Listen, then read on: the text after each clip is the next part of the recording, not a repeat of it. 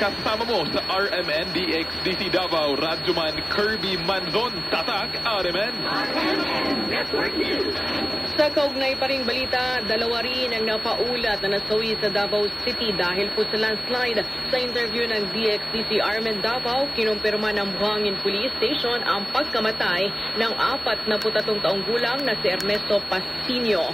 Nakikipag-inuman umano ang biktima ng Ang ipinataw na parusa ng lokal na pamahalaan ng Kalibo sa dalawang grupo batay na rin sa inilabas na Executive Order 008 ni Mayor Jury Sucro. Samantala, nasampahan na ng reklamong alarm and scandal ang dalawang suspect na naaresto kasunod ng insidente. Sa investigasyon ng otoridad, lumalabas na nagkapikunan ang dalawang grupo makaraang magpalakasan ng tugtog ng kanilang tambol na kalaunan ay... Oo. Kaya lang, tagal na ako hindi na uuwi eh. Pero, naku, napakaganda dyan sa lugar na yan. Eh, mismo ano yan eh, di ba? Hindi po ba, Congressman? Sa paano ng Mayon ang ginubatan? Opo, malapit sa paano ng Mayon at I think last 2-3 years. Mula sa Department of Health at USAID. Pilipinas, pa-check ka lang.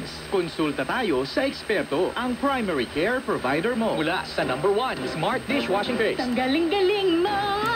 Smart Dishwashing Paste ko. Pritong ulam na masebo. Ga-adjust ka if needed, no? Halimbawa, liga ng basketball, gusto mo maging champion. Pwedeng sa initial stage, no, yung elimination part, ang galing mo, pumasa ka o nanalo ka laban sa mga kalaban. Well, that's good. That's a stepping stone for leveling up. Kaya lang you have to remember, baka yung mga natalo mo doon, baka yung kanilang ability and capability, basic din.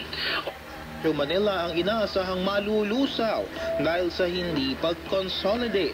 Pero ayon kay LTFRB-NCR Director Zona Reset Tamayo, posibleng soluhin ng mga kooperatiba ang mga rutang ito dahil ang mga ito ay short route lamang. Pinawi naman ni Tamayo ang pangamba.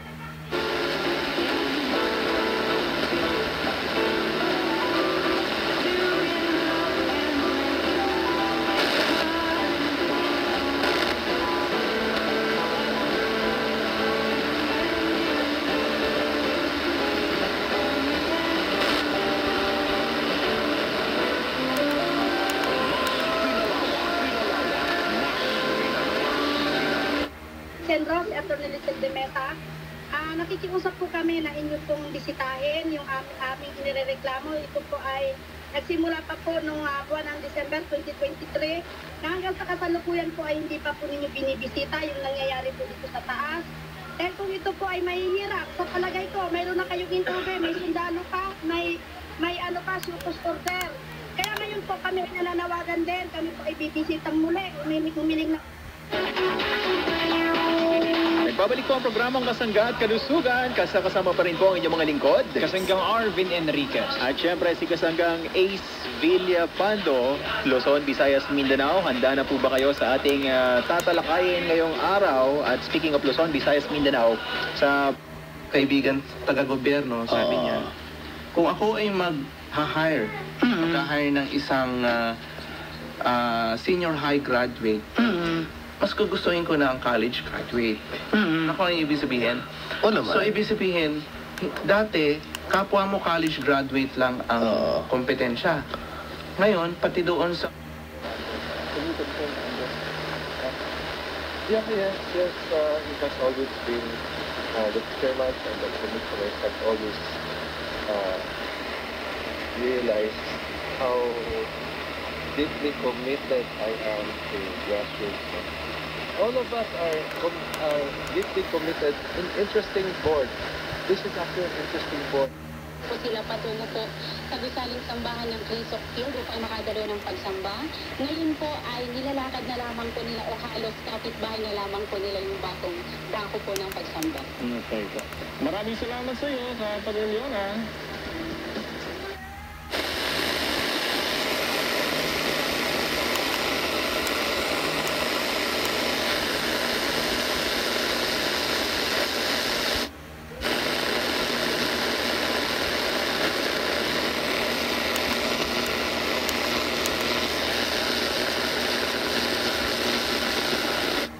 Upang makaiwas tayo sa iba't ibang uri ng sakit tulad cardiovascular diseases at cancer.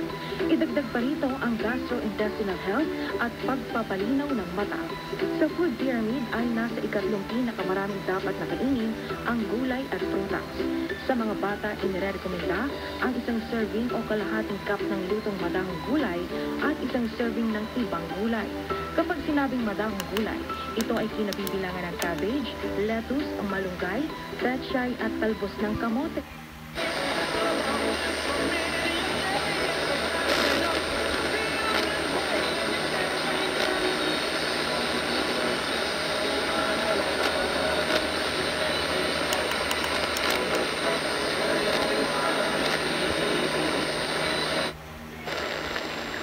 Yes, sir. Oo, karamihan dyan, mga retirees na, no? At sigurado, no?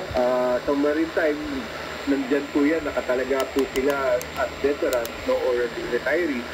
At kayo po ang nagbibigay.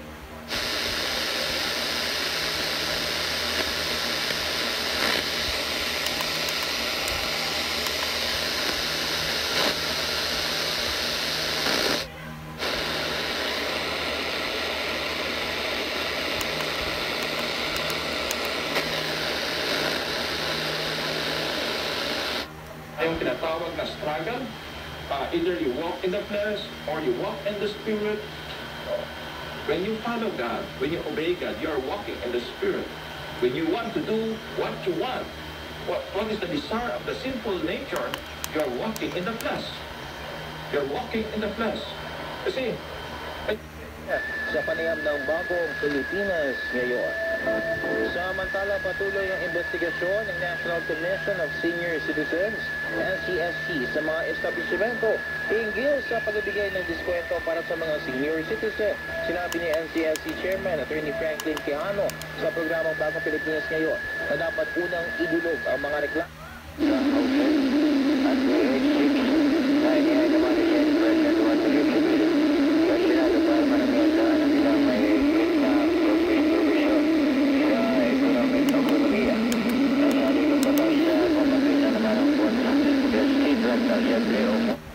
Masasama ay manahulog kayo sa inyong sariling katiyagaan.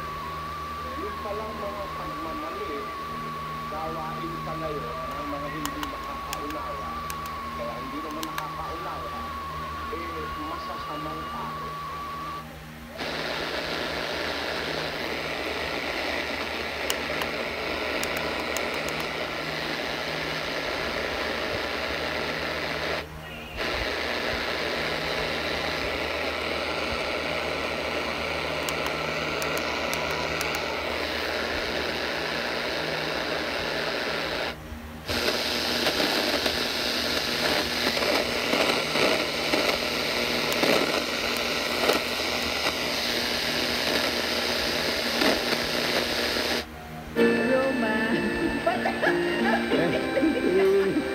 Really to take a chance, feel my life is through.